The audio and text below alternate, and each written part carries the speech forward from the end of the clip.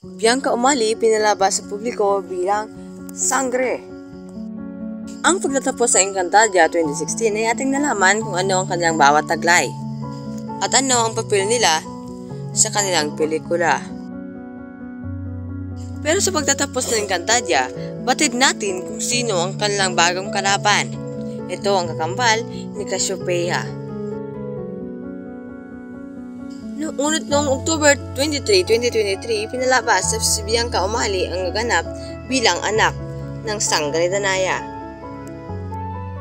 Ani pa kay Bianca Umali, malaking pasalamat niya dahil sa ganap niyang anak ng Sangre Danaya.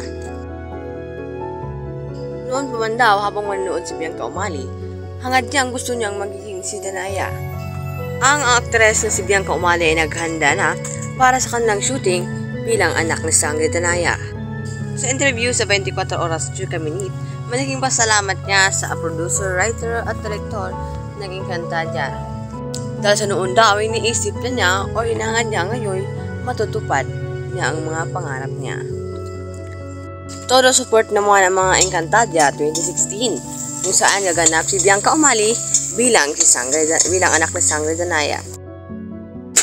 Ang Encantadia Chronicles ay napakasabik-sabik na panoorin ngayong Disyembre 2024. At kung saan gaganap si Bianca Umali.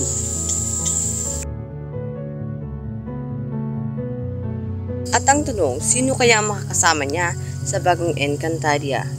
Nandito ang kanyang panayam sa 24 Oras Chika Minute. Maraming salamat.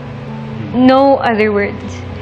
Paulit-ulit ko sinasabi na I am very thankful, of course, to my supporters. Naiiyak ka? Bakit? Yes. Kasi kuya, parang hindi ko hiniling. Pero ipinagkaloob sa akin. That's why I am very, very thankful. Thankful to my network kasi sa tiwala, I assure na they will not be disappointed. I will not fail anyone. Malaking pasalamat ni Bianca Umali sa mga sumusuporta sa kanya at lalo na ang bagong producer ng Encantadia Chronicles. I'm preparing my physique for it. I am preparing my skills for it. And I have been studying everything about Encantadia. Dahil sa karakter ni Bianca Umali bilang anak ni Danaya, ang tanong, makakaya niya kaya? Yan ang ating aabangan sa kanyang bagong pelikula na Encantadia Chronicles.